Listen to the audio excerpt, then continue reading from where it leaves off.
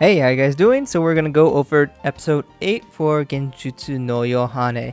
Of course, in the last episode, that was Girls' Night, so we kind of got an episode nothing too critically important, and well, looks like we're getting something similar for this episode as well. Of course, if you do want to watch the Yohanime, you have to watch it through Crunchyroll if you want to do it through the official means.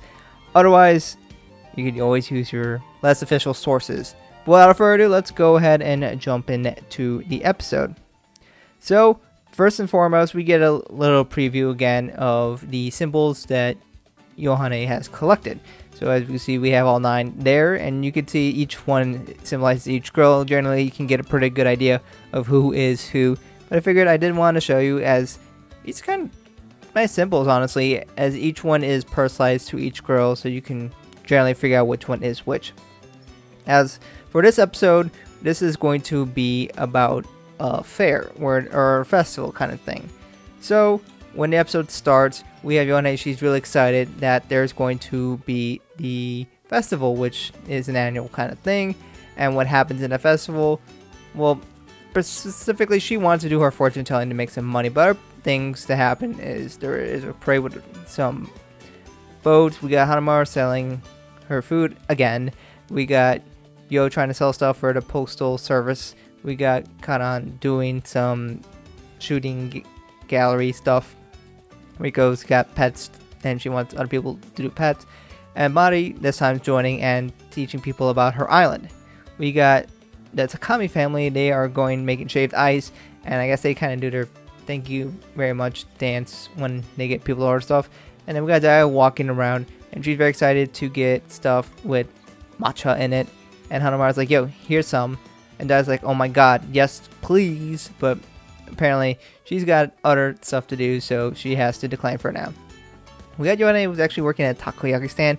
As of why? Well, originally, she wanted to do her fortune telling, and she does her magic and darkness and blah, and all that fortune telling stuff.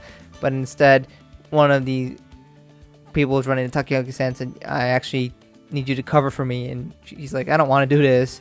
I can't do this. But don't worry, eventually they come back and they gave her some takoyaki to make up for it, I guess.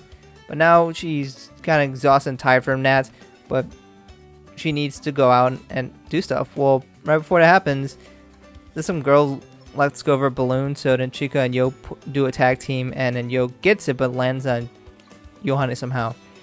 As we got Dio, she actually does get some matcha buns, so don't feel bad for her.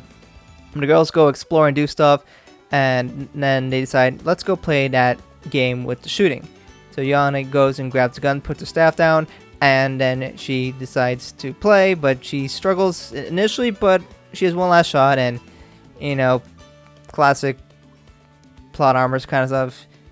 She just shoots one last shot, doesn't know what she's doing, and she shoots blindly, and woo, first prize. Yeah, good for her. But now she's done with that, and she's excited to go sing with everybody, and she got her magic to back her up, except she realizes actually that's not the case because her staff is gone. Where did she leave her staff? So she tells everybody she needs her staff because that will help her sing. So they all go exploring, and somehow they have a flyer already made in however short time, and they hand it out to everyone. They scan the whole area trying to get the staff to go ask a bunch of people, but they eventually realize Yohane was saying, oh yeah, I left my staff wide the shooting area, and they realize it probably is on the hawk float she put against the ponies that were pushing it. And they stopped the float, and they're saying, we probably shouldn't do this anymore because of the disturbed crowd. You already disturbed the crowd. You stopped the parade. But anyways, as they are explaining that and figuring out what they can do, because they couldn't find it around the float itself, we have a butterfly that kind of just flies down and lands on Lilap's head, and then she freaks out because that's a bug, but then she lands on top of the float where she gets a good view of the staff. Ain't that convenient? So, silly story writing aside, I guess good for Yohane. So how did they get up there? Well, apparently the ponies were fighting over the staff, and they launched it up into the mouth of the hawk somehow, magically. What kind of pony's capable of this? I don't know, but suspense, right? Oh my god. But that's more or less kind of the major point of the story, I guess. She gets a staff, she thanks everyone for the great day, and now they are going to sing a song.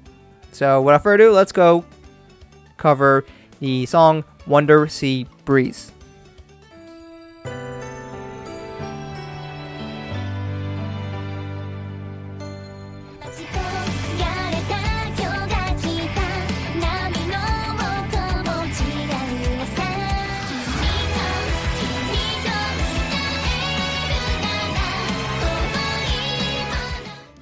Did anyone else get some kind of Koinina type vibes? Because, like, you know, they have all the fish, they're underwater. That's kind of feeling that I got when I initially saw the stage and them zooming in. And of course, the effects look really, really nice, especially when the stage lit up.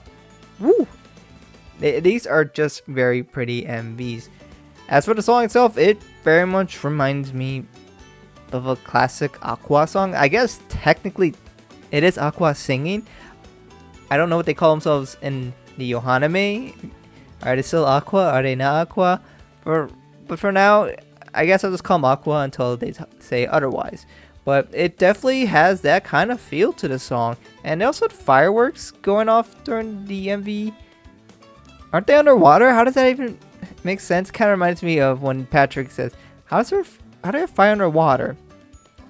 But anyways, it's a pretty decent song. And that actually is the episode. They end the episode with the song. So yeah. Pretty song though. Nice song. Pretty stage and effects. And that was kind of the only thing that really happened in the episode. And of course for the next episode it's called Find Lilaps. So I guess next episode they're going to look for Lilaps. I don't know if Lilaps ran away or they're playing hide and seek. I don't know, man. Hard to say that something big is going to happen in this episode as well. We had the girls' night episode, which not much of consequence happened in there. Same thing here. I mean, I guess we get songs. That's always nice, but definitely starting to feel a lot more fillery in this area here, and kind of wondering, well, is the story going to progress? Because at this point, they got all the girls together. Now what? They gotta figure out how to solve the problem Numazu with the mist. And you think they'll start working towards that at some point? I mean, I don't know, episode 10, 11, 12? One of those episodes maybe? But, you know, we're starting to wait for more things to happen. And we kind of have 2 episodes where not much happened.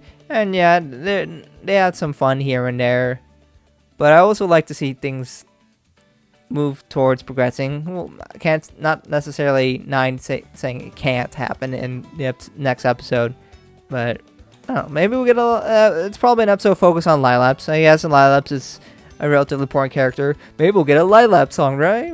Lilaps will start singing. Yeah, mark that down. That's definitely going to happen. Anyways, let me know what you guys think about this episode in the comments below. You know, it's just a fine episode for me. Decent song. I mean, it looked really nice for sure. As long as I get songs, that I always will be okay with that. But I'm starting to wait for more important things to happen here, because we haven't done that for 2 episodes now. But anyways, let me know what you guys think about this in the comments below. And thank you guys for watching. I hope to catch you guys in another video soon.